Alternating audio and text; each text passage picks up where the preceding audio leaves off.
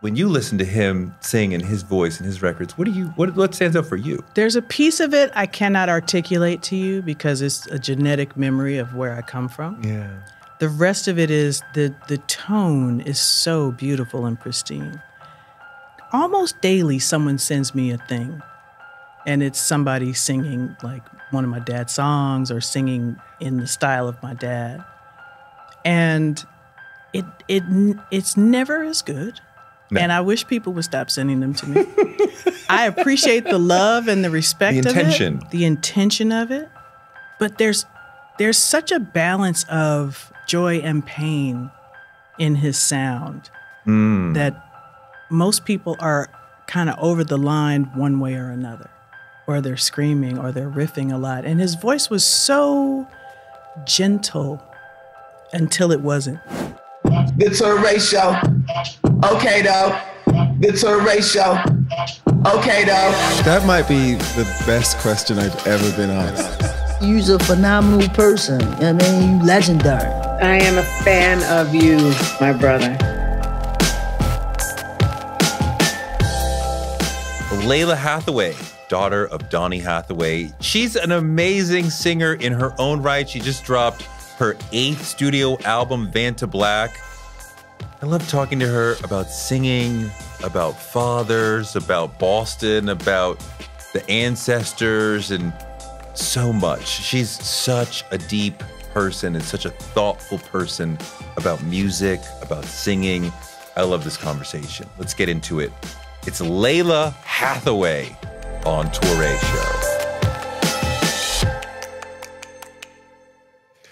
Lalah. Hi. How are you? I'm good. Tell me about some of your earliest musical memories, because you're in a legendary musical family and it's part of your life from the beginning. Yeah. Well, what's crazy is a lot of my early memories are dust. But I do have this, so I've been in therapy for like the last 2 years. And I do have a lot of sense memory about growing up with music, about my mother listening to Milton Bronson and James Cleveland and having the radio on the weekends especially. I do have a lot of memory about, I had a Walkman that was the size of a Buick that I used to listen to on the bus, on the CTA.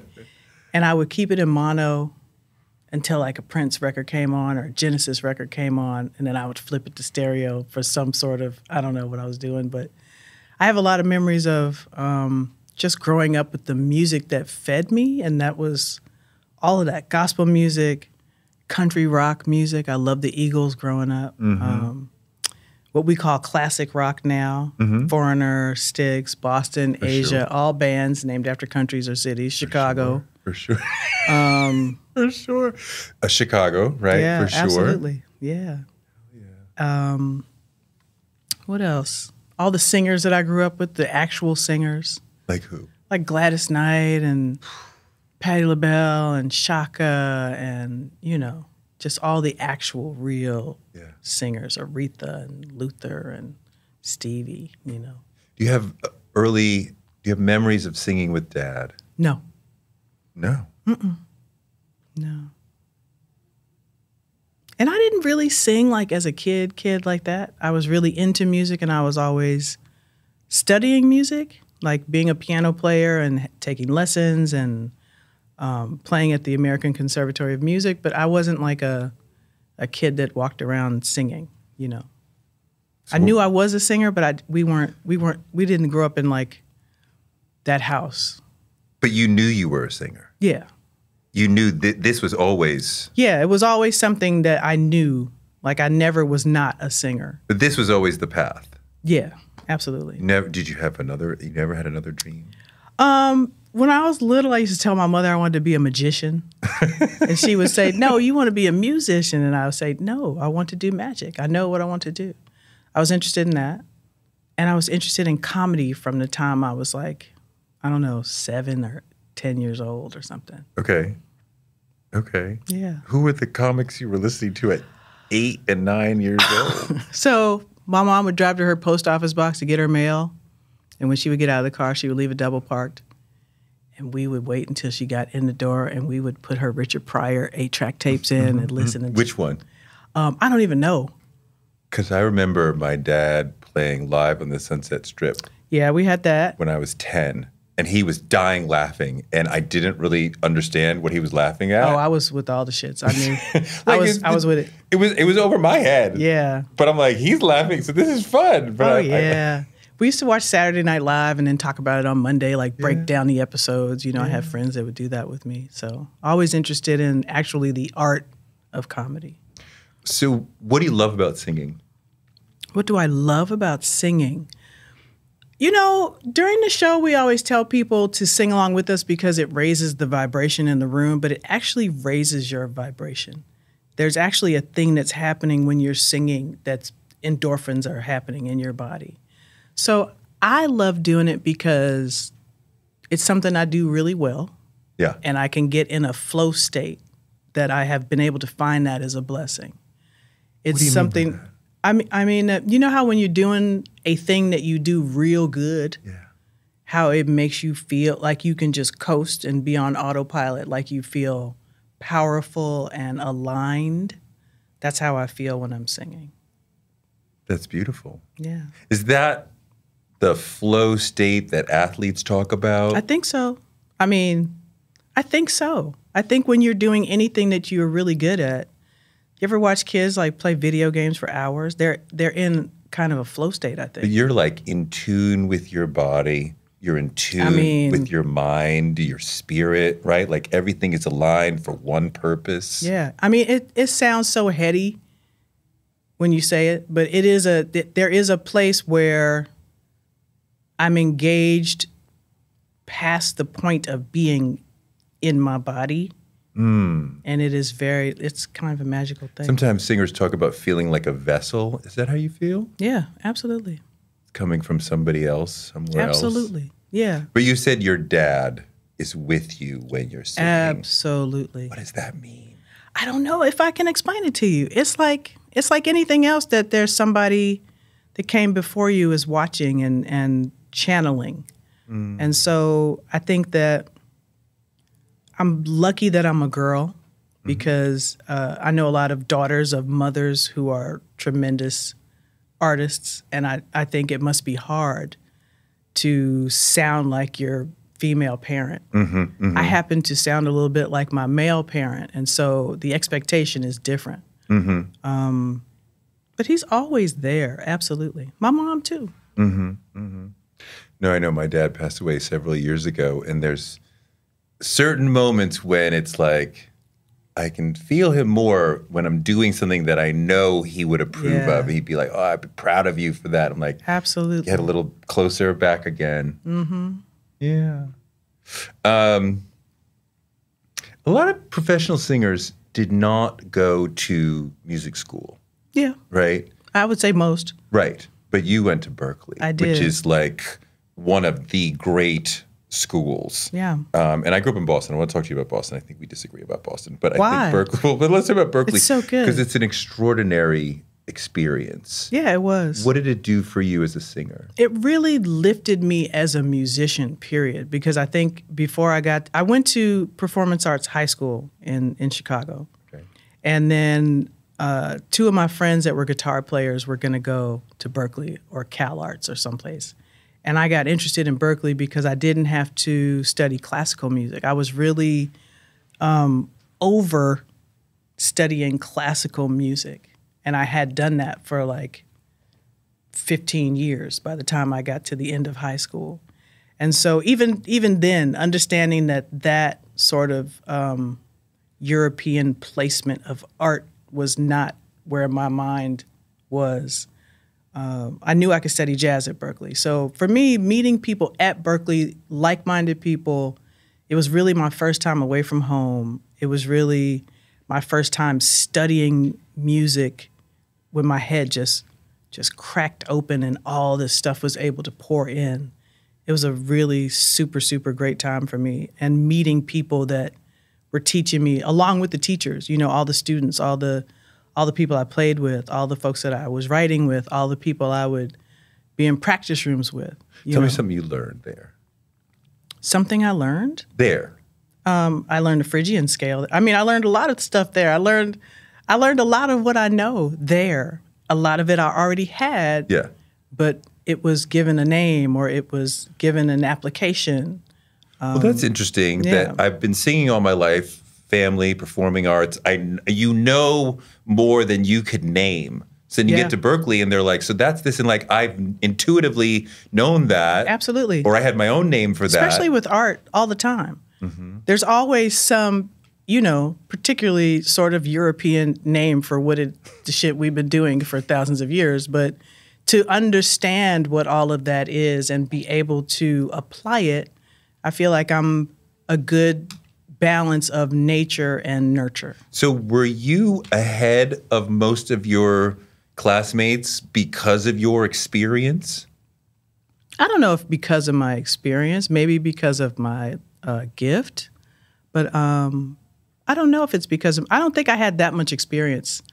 Well, performing arts, high school, singing at home, but by church. the time a lot of kids get to Berkeley, to a place like that, when you're headed to that type of institution for your art, a lot of us have already done 10,000 hours before you get there. Absolutely. Yeah. A lot of us have. A lot of us have not as well, but I think that the kids that excel already know sort of where they are. But some people who go to a serious place like that and then want to go to professional music have to unlearn some of the things. So was that part of your journey too? No.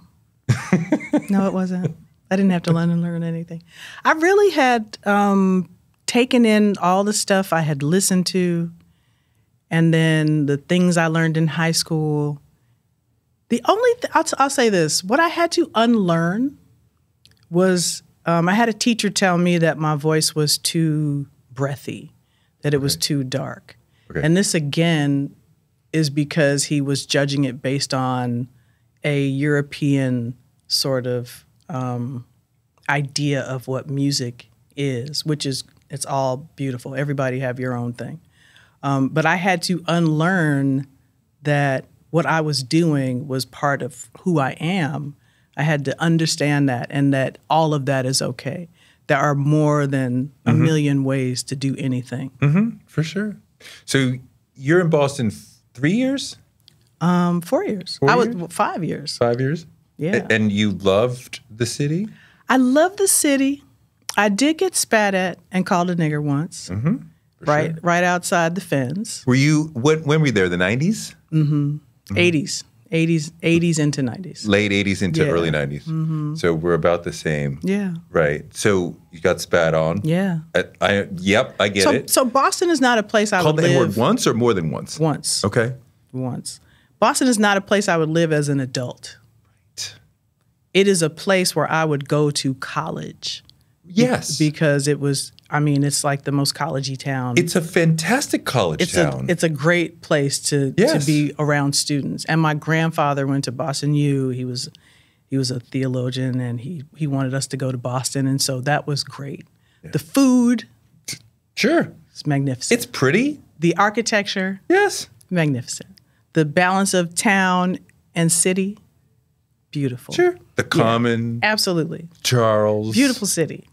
But I wouldn't live there now. Why not? No thanks. But same. Yeah. I'm 0 to 18 there. Where about?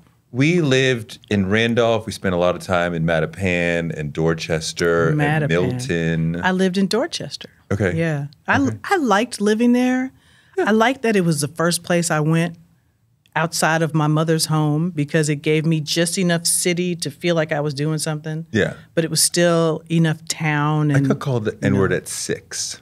In Boston? That was the first time I remember. Now I'm bringing back there was a second time shortly thereafter that somebody, I'm talking about like a young person, call me the N-word, and then a second time, and there may be others that I'm just repressing because it happened all the time. What happened when somebody called you the N-word? I was just standing there about to cross the street onto Boylston, and this car full of boys drove past, and it was me and my couple girls. They drove by and said it, and we all were like, what? let's get pizza. I mean, I think we just let it kind of go. There's nothing you can do. Yeah, we just let it go But it over still us. annoys you, hurts you. It's annoying. I don't know. I don't think that didn't hurt me in that way. Okay.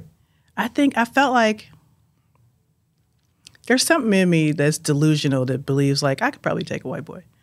If he had pulled over, I could probably take him. You want to fight him? No, I mean, if I had to fight him, I could. If I had to. Oh God. But I mean, that was a super isolated incident for me. Yeah. My time in Boston, on the whole, was a very pristine, very nurtured. I was surrounded by kids from all over the world that were trying to do the same thing I was trying to do. The Berkeley experience. Absolutely. It's extraordinary. And you're all over the city because there was not at that time like a real campus of sorts. Yeah. So we were out every day, outside every day, and playing music every day. And that was the greatest thing that could have happened to me at that time.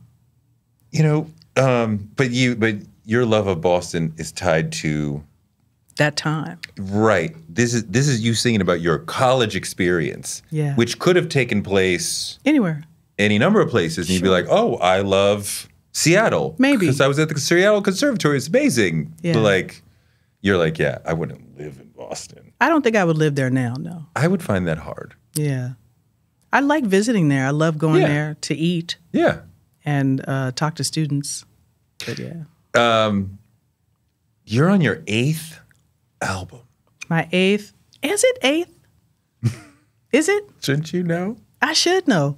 But I get it confused because I think sometimes people say 8th studio album because I Right. have a live album. Right. So it's 8th or 9th album, yes. Right. Well, right. Why do we make a distinction?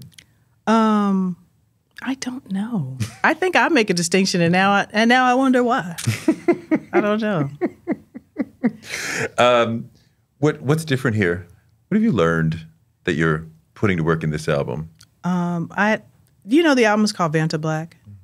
And I just find myself looking at life through a lens that is very black. And it has always been black. It was never anything else. But there's a different kind of focus that I have now about the legacy of what I do, about who I am, and about how I show up in the world for people coming behind me. And I think it's just really has been time. It has been time, and it was a lot of being inside and looking at the news and really, like over the last, between like 2019 and 2023, just like looking at the world and being like, what in the what? It has been the time and the focus. And people used to say like, how is this record different than the last record? And I would say it's a different record. Like what? It's different because I'm different. It's different because of the evolution of me, because of what I see.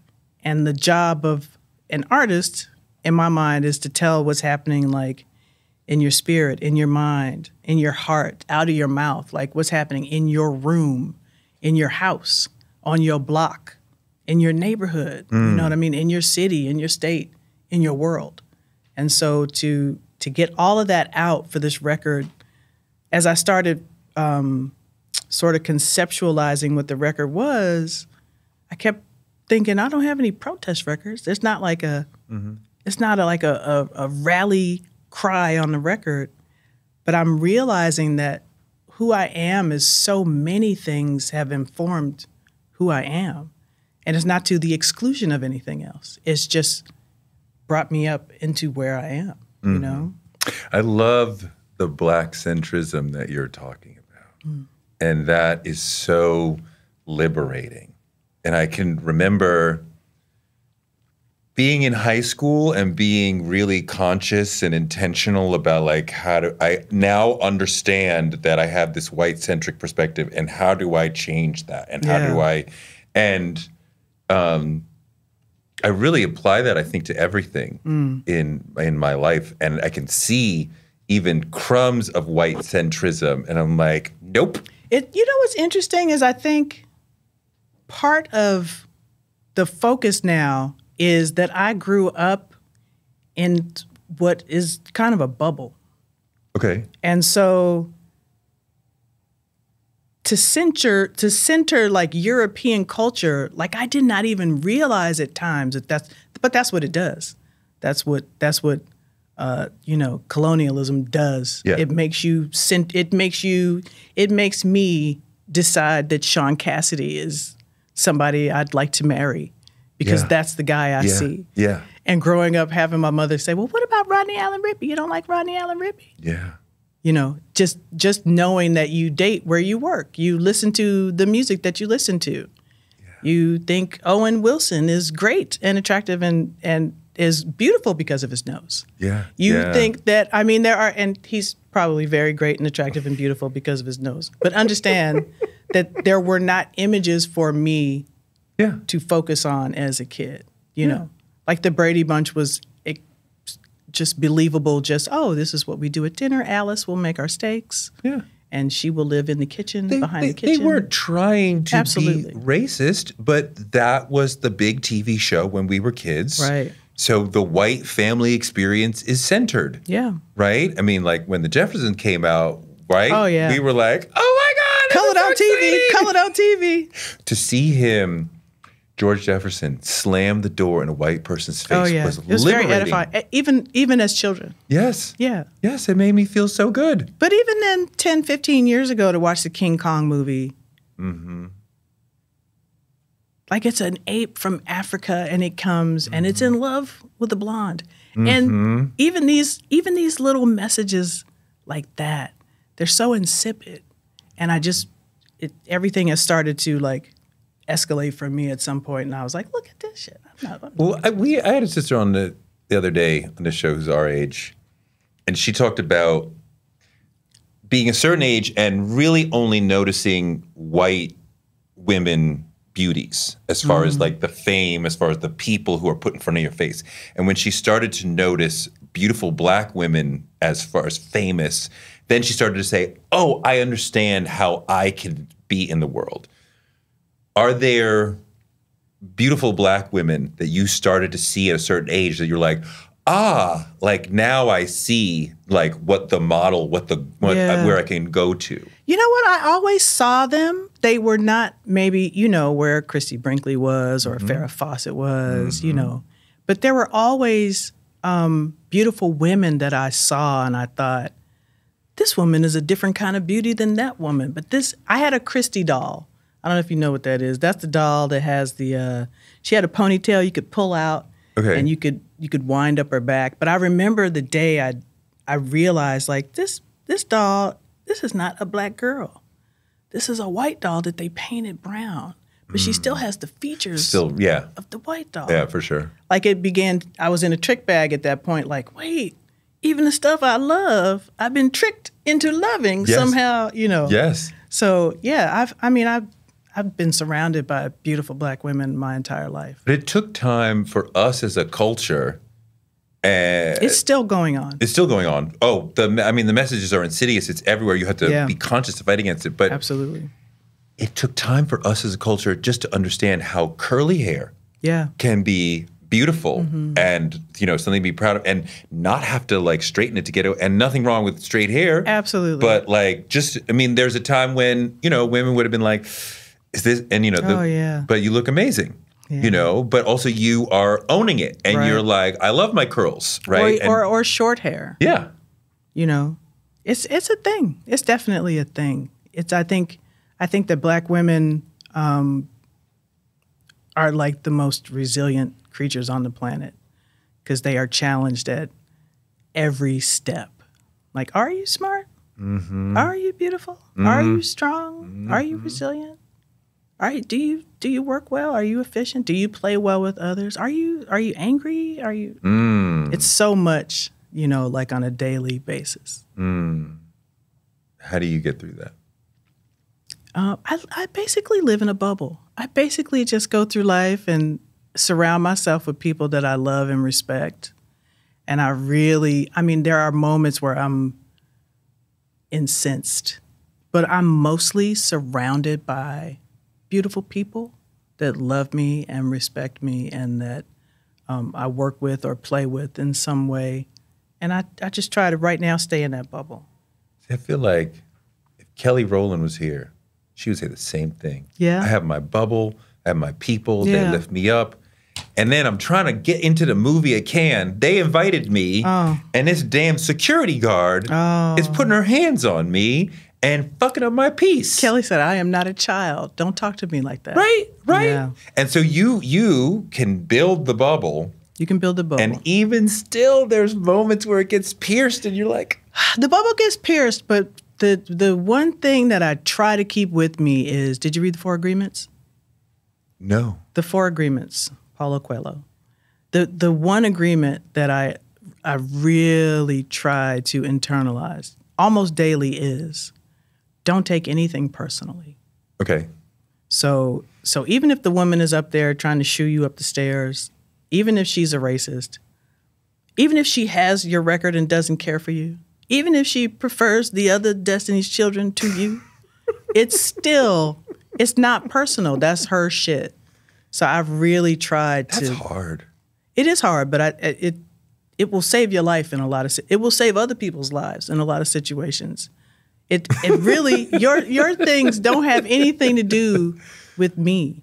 Right. And while it's annoying or off-putting or I feel like a way about it, I recognize that all of your shit has to do with you. It probably doesn't have anything to do with me. Yeah. No. It absolutely never has anything to do with you. So you can use that to maintain your peace because that person, they're saying this to me, but they're talking about themselves. This is not about me. Yeah, a lot of times, yeah. What are the other agreements? Be impeccable with your word. Do your best. And I always forget the other one. Apparently I haven't internalized that one. So yeah, I talked about your father, Donny Hathaway, on Twitter once years ago. I did a poll specifically asking Black people, greatest male singer, and your father won my little non-scientific poll by quite a lot. I think I voted a few times too. But you didn't have to because the love is so deep. The respect is so thick. What do you love when you listen to him sing in his voice and his records? What stands out for you? There's a piece of it I cannot articulate to you because it's a genetic memory of where I come from. Yeah. The rest of it is the tone is so beautiful and pristine. Almost daily, someone sends me a thing, and it's somebody singing like one of my dad's songs or singing in the style of my dad, and it's never as good. No. And I wish people would stop sending them to me. I appreciate the love and the respect of it, the intention of it, but there's such a balance of joy and pain in his sound that most people are kind of over the line one way or another, or they're screaming or they're riffing a lot. And his voice was so gentle until it wasn't. But even in the moments where it gave you that thing, it still had such a beautiful lilt to it. It is almost from a more Nat King Cole school than a lot of people would ascribe to it. Mm-hmm. It is a very gentle tone that is arresting. Like the sound of it is just, to me, is just glorious. It's bluesy. It's bluesy, yes. Yeah. I mean, he came straight out of church. Yeah.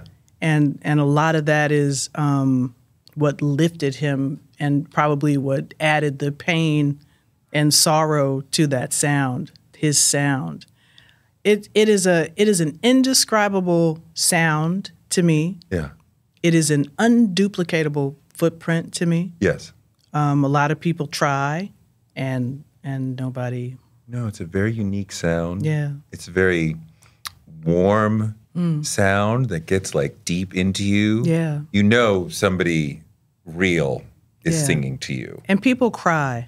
Yeah. Immediately, which is, Do you have favorite songs? No, I don't. I go through stages. I really love Be There. Do you know that song? Mm-hmm. I love that song. I love This Christmas. Mm-hmm. The whole catalog is so beautiful to me, and they keep, you know, they manage to Tupac him every year. They manage to come out with some shit that has a new piece of something, but it's the same record, but it may have a new thing on it. And so hopefully we get more and more new stuff. It was so edifying a couple of years ago when they said, oh, you know, we have a version of This Christmas that might have been a rehearsal or like a first take. And would you like to hear it? And I was like, yeah, you know, maybe I can do something with that.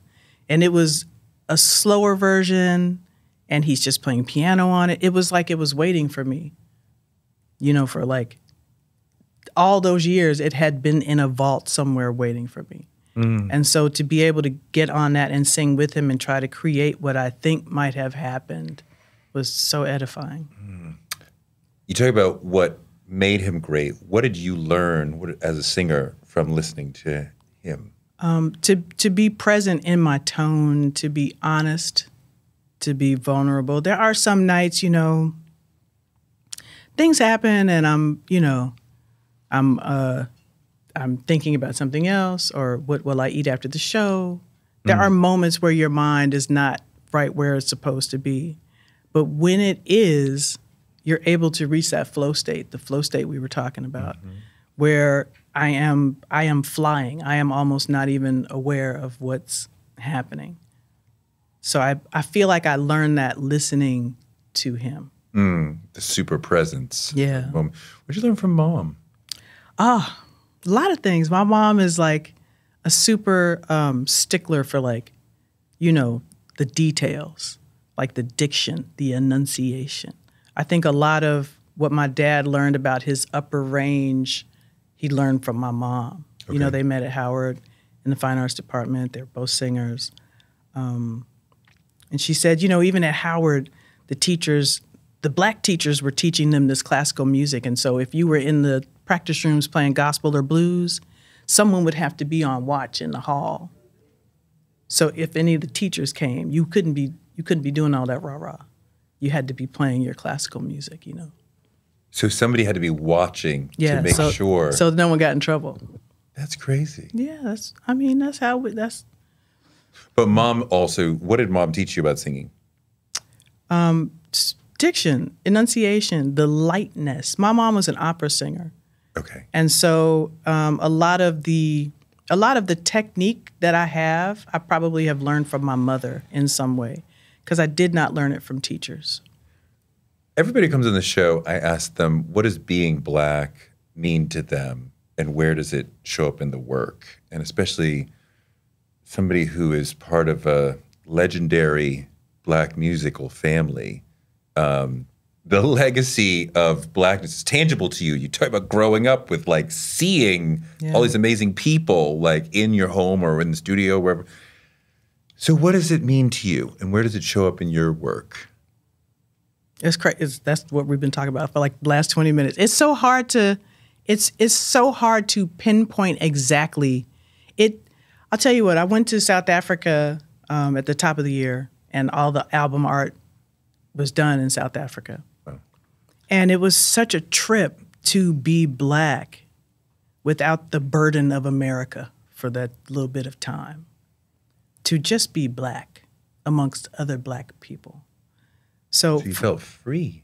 There's a freedom in because it's always there. The thing is always there. Jim Crow is always there. The chattel slavery is always there. The Middle Passage is always there. Yeah. All of those things are always lurking. And if it's not that, it's the lynchings are always there. Yeah. The gerrymandering is always there. There's always something. But to be in Africa, to be in South Africa with where that is kind of, you can leave that. You can get on the flight and pretend to sort of leave it. It's delusional.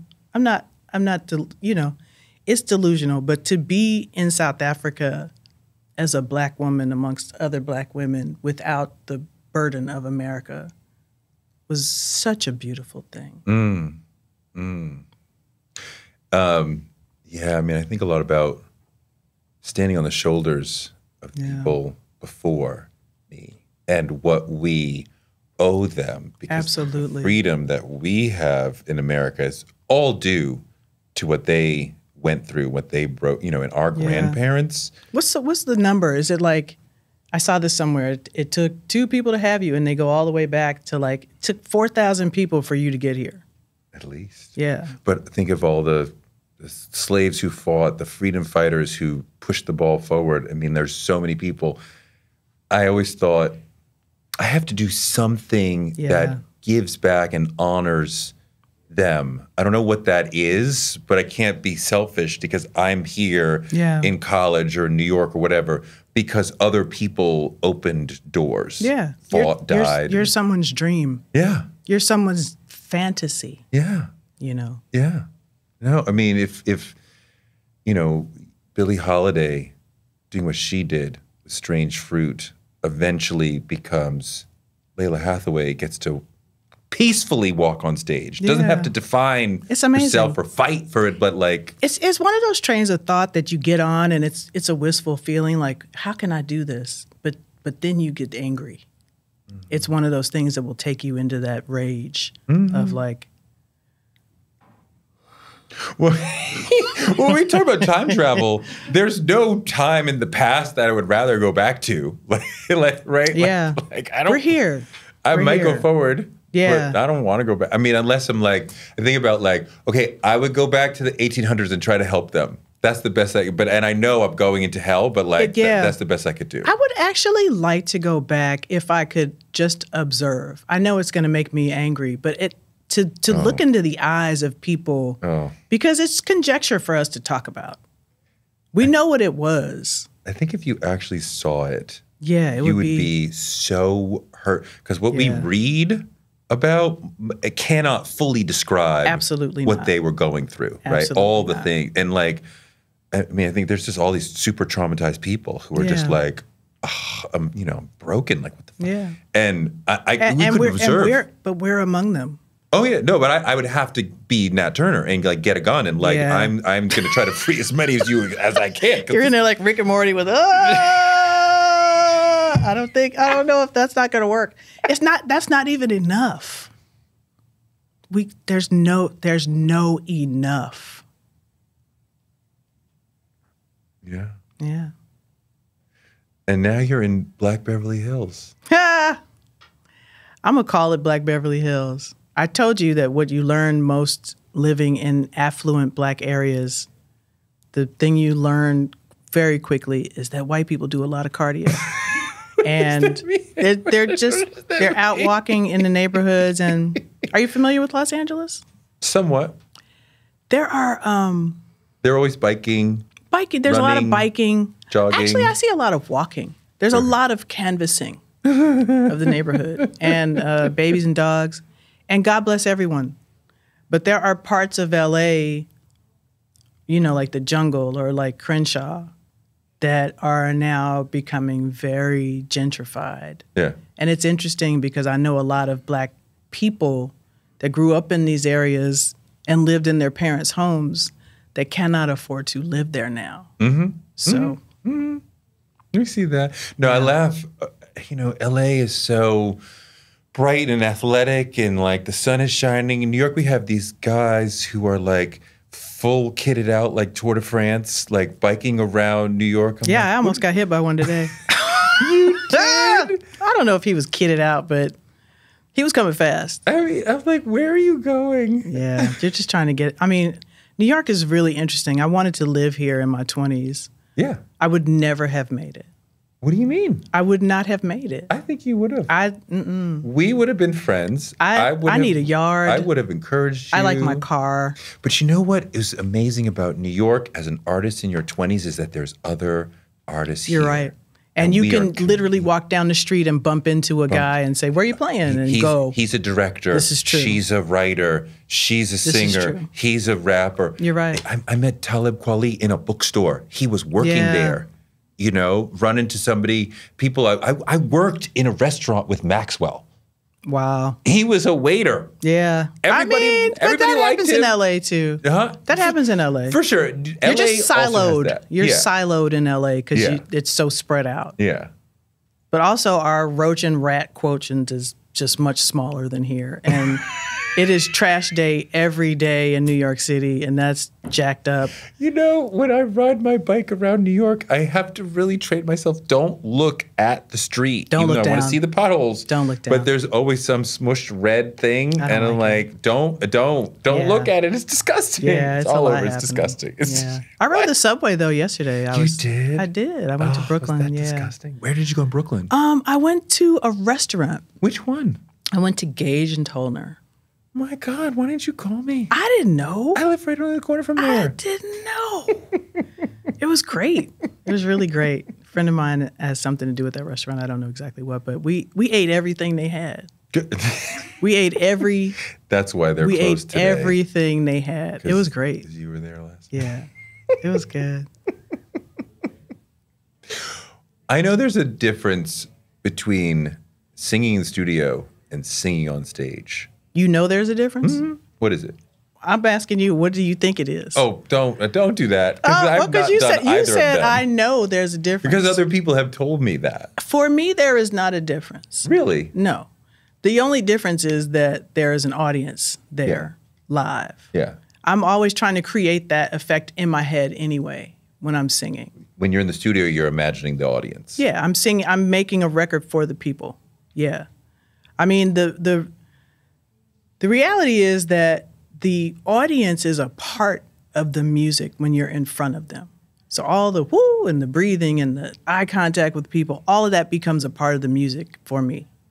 But when I'm in the studio, I am trying to channel all of that energy and give it to the microphone as though there are people there watching. And there are people in the booth, you know, usually.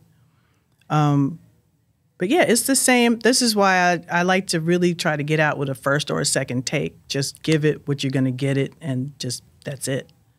So for me, it is kind of the same process. You can perfect it in studio, but it's still the same process.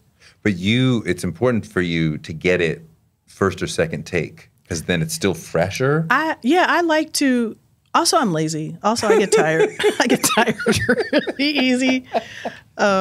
I really like to express my idea and let that be my idea. You go all the way through. You sing it all the way through? Yeah. Yeah. Once or twice. Chorus, verse, chorus, like all the way through. You do chorus separately. I'm trying to give you an idea. I'm trying to sing a whole thing through.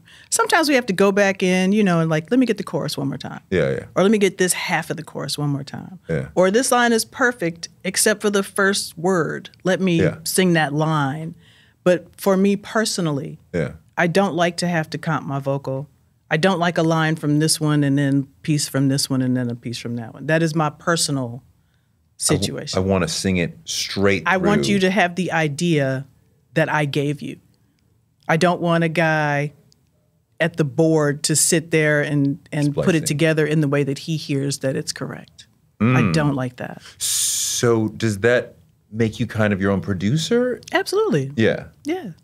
In A lot of people, I mean, I have a Grammy for, you know, like my live album says, you know, best R&B album producer, me. Yeah. And so, yeah.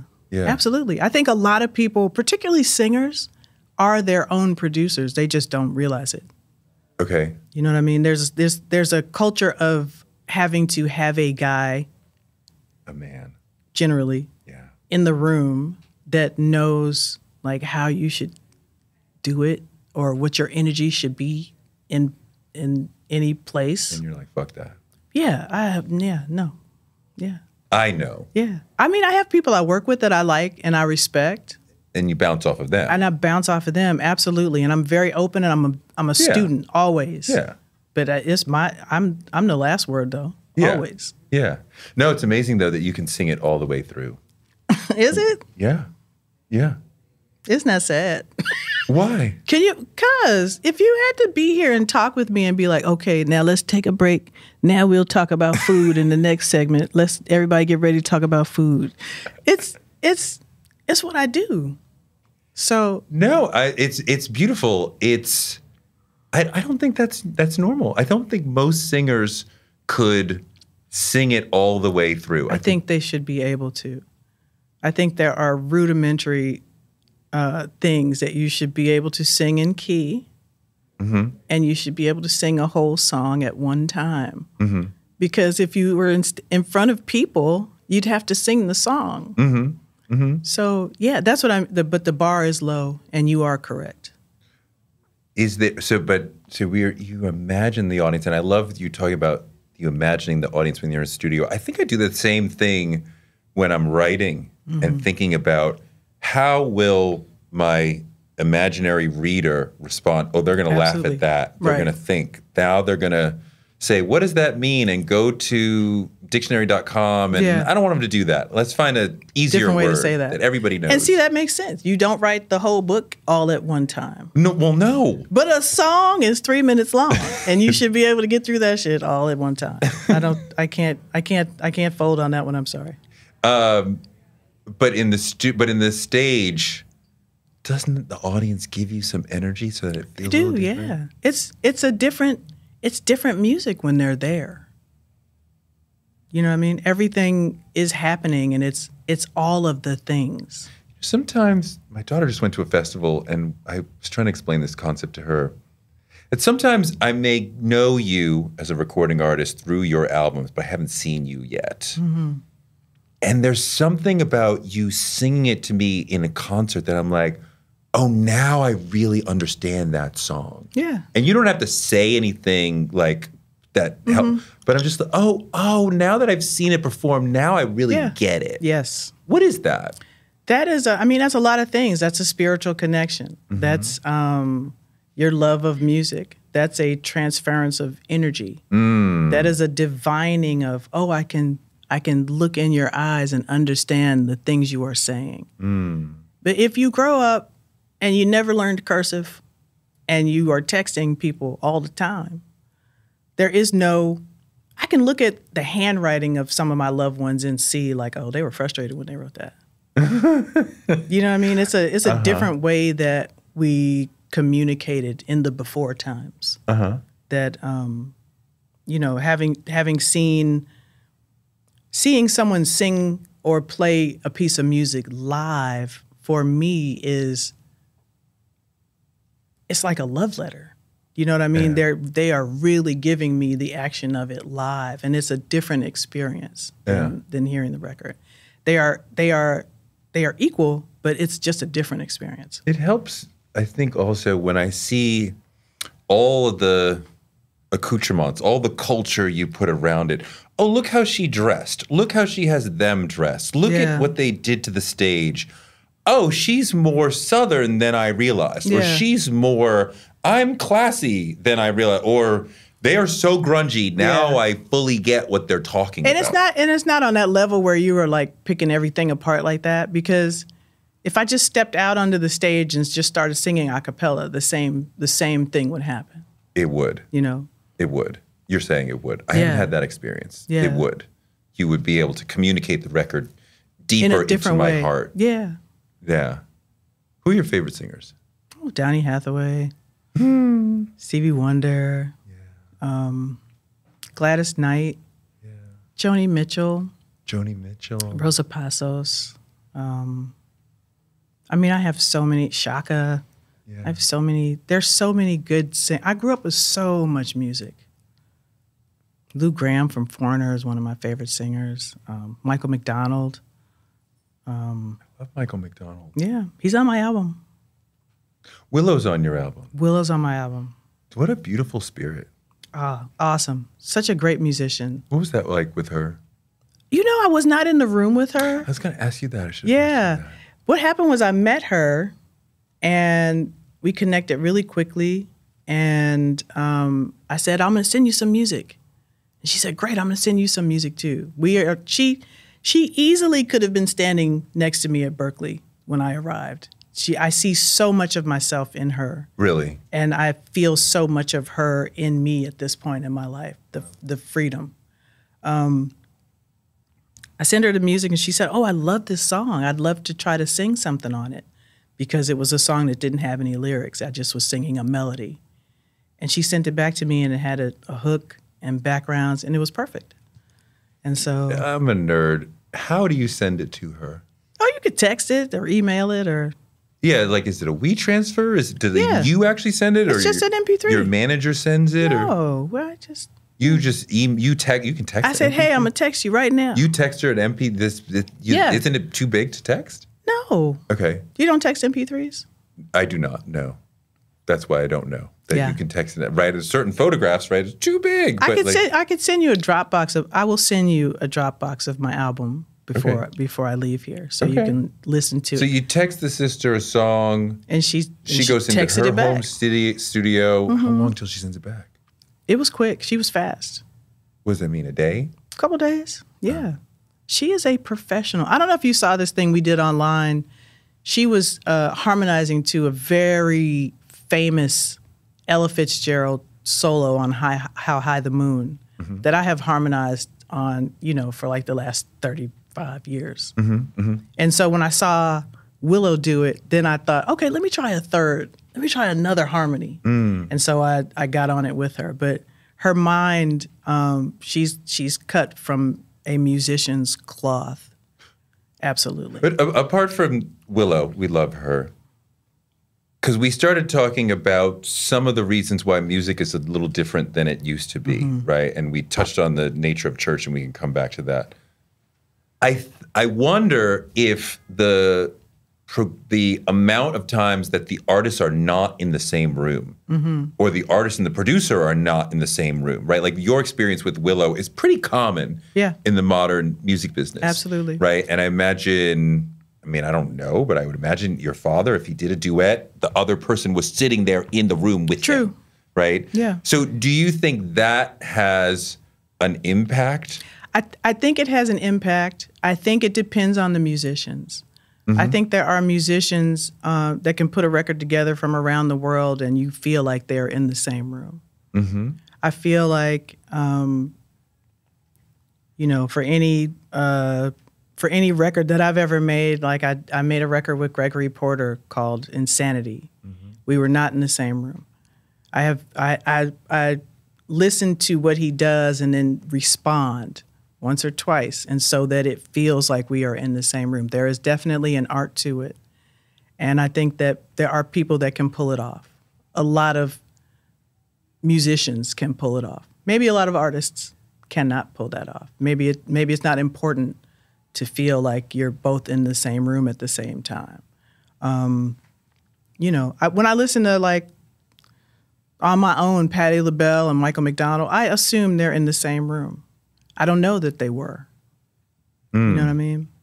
Or Shaka and Rick James on those duets. I don't know if they were in the same room. Okay. I bet they were. We bet they were. At that time in history. Yeah, because they knew how to do that. But who's to say? How was it with Michael McDonald? He was awesome. He came in and we were in the same room. And he allowed me to produce him. And what does that mean? You're coaching him on the vocal? Yeah, he doesn't need coaching, but he doesn't. For what we were doing, he said, "I want you to give me exactly what it is you want me to say and do," because it's backgrounds. It's not. So did you do a reference for him? Yeah, I said, "Well, get on this note or go here and do this." And as we got more comfortable doing it, I was able to suggest more things. But he is one of the greatest session singers. Singers, period. But his session work is really unsung. He's on so many records that so many people know as a background singer, like Patty Austin, like Brenda Russell, like Luther Vandross was, And in that way, he's a feature to me, even though it's not like a duet. It's the sound of his voice is so iconic in a section that's a feature for me. We touched on the decline of church has had a huge impact on music, right? It was an amazing proving ground and training ground for so many singers, right? Yeah. From pretty much every decade before the last couple. The loss of that has affected the general pool of singers. Are there other developments that in society?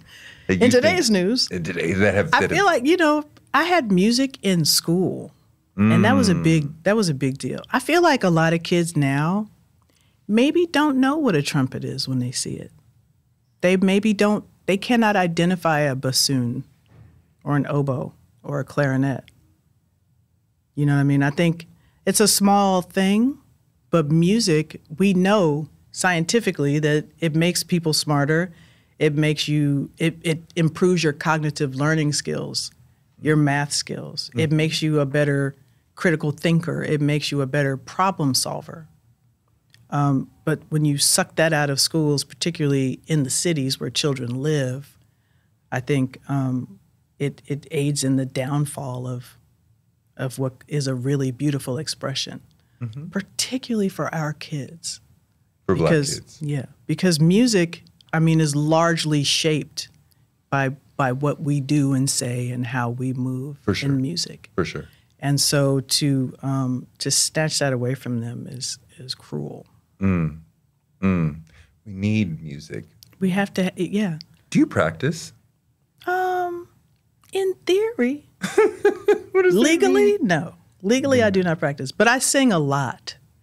And you know how they say, like, if you, like the 10,000 hours, I must have like 100,000 superpowers. Yes, I must have hundreds of thousands of hours. But you, in your daily life now, you sing a lot, so you don't need to practice. I work a lot and I sing a little. I am engaged in music almost every day on some level. But I'm not one of those people that like walks around the house like, oh, I'm not that girl.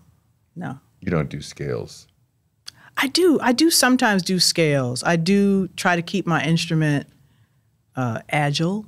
So you do practice in that way? Sort of. But it's not intentional practice. Not really. No, not at that level. I have a lot of control over my instrument.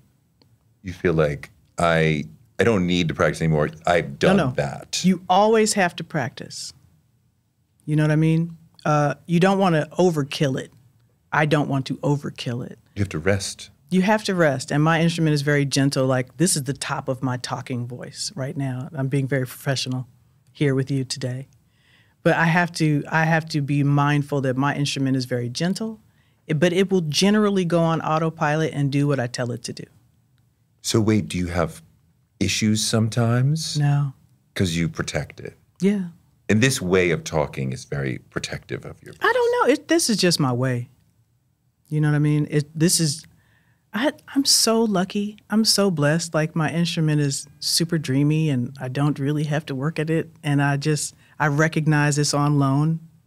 And when I leave here, I cannot take it with me. And it reminds me whenever I'm sick or hoarse or not singing great, which is not all the time or a lot at all, but it happens every now and again. But I'm just very lucky that my instrument agrees with me.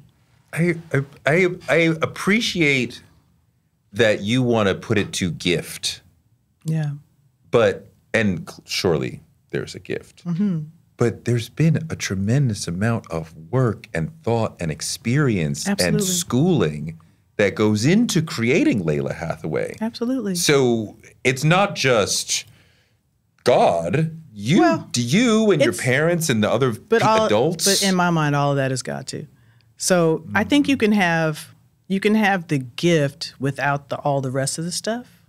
It's hard to have the stuff without the gift, though. You have to have a certain amount of talent. There has to be a certain the schooling work. You have to have the seed in your body, in your spirit, to make the rest, I think, pop. Sure, but you've done so much work. I have. And when you say gift, it's from somebody else, and you did all this work. It's not really from somebody else. It's not like. Now we're going deep. It's not like someone came and brought an Amazon package and left it at my door. It comes from source, and I come from source. So it's like I sourced it to myself in a way. Does that make sense? No. I know. Tell me again. It's a thing like, yes, I have worked. And yes, I have studied, and yes, I have put in hours and paid dues and and done things that probably no one should do.